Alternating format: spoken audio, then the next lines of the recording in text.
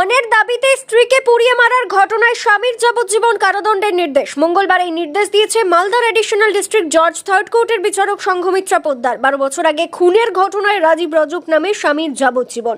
গত 2012 সালের 26শে ডিসেম্বর স্ত্রী রানু রজককে গায়ে আগুন দিয়ে পুড়িয়ে দেওয়া হয়। মালদহের কালিয়াচক থানার ডাল্লু গ্রামের এই নৃশংস ঘটনা ঘটে। পরে চিকিৎসাধীন অবস্থায় মালদা মেডিকেল কলেজ হাসপাতালে মৃত্যু হয় রানু রজকের। গত 2012 সালের 27শে ডিসেম্বর এই ঘটনার অভিযোগ দায়ের করেন মৃতের বাবা মন্টু রজক। 2013 সালের 25শে অক্টোবর চার্জশিট দেয় পুলিশ। প্রায় এক যুগ ধরে চলছে বিচার পর্ব। 12 জন সাক্ষীর সাক্ষ্য নেওয়া হয় এই মামলায়।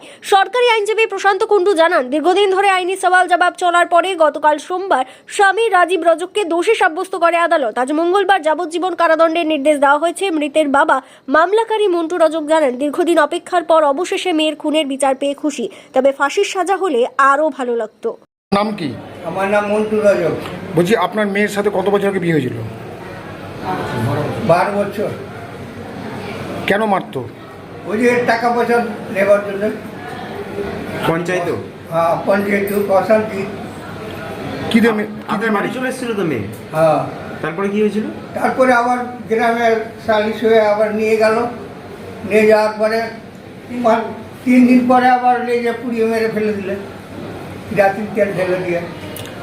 এই যে 12 বছর পর আজকে রায় হলো, খুশি? ওদের ফাঁসি চাই আমরা।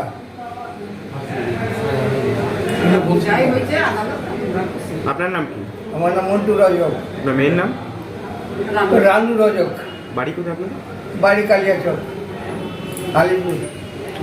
এডিজি থার্ড কোর্টে কি রায় দিল এবং কি ঘটনা? কি কেন মেরেছিল ওকে?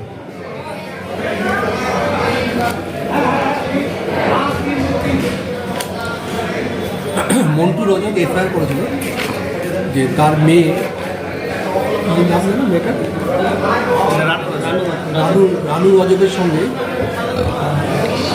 রাজীব রজকের বিয়ে হয়েছিল 27/12 তারিখে থেকে 3 বছর আগে বিয়ে হয়েছিল। এবং বিয়ের পরে রানু রজক শ্বশুর তার স্বামীর বাড়িতে সংসার করছিল, কিন্তু ওই তার স্বামী এবং শ্বশুর শাশুড়ি তারা যৌতুকের জন্য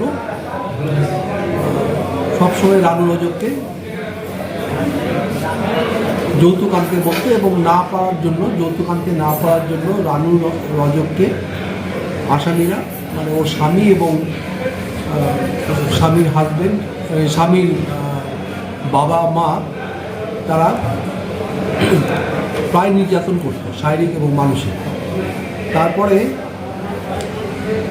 রানু রজক এই অত্যাচার সহ্য করতে না পেরে তাদের বাবার বাড়িতে চলে যায় এবং 23/12 তারিখে আসামিরা মন্টু রজকের বাড়ি যায় এবং বলে যে তারা ভবিষ্যতে আর কোনো তার মেয়েকে ভবিষ্যতে কোনো তার বউকে মারবে না, টর্চার করবে না, এবং এই প্রতিশ্রুতি দিয়ে তারা রানু রজককে পুনরায় নিজেদের বাড়িতে নিয়ে আসে। এবং 12 তারিখে রাত্রেবেলা আসামিদের গ্রামের লোকের টেলিফোনে মন্টু রজককে জানায় যে তার মেয়ে আগুনে পুড়ে গেছে এবং মালদা মেডিকেল কলেজ অ্যান্ড হসপিটালে ভর্তি আছে। তারপরে 27/12 তারিখে মন্টু রজক তার মেয়েকে দেখতে ওই হসপিটালে যায় এবং মেয়েকে জিজ্ঞেস করে যে কেন কীভাবে তার আগুন লেগেছে গায়ে। তখন সে বলে যে আসামিরা তাকে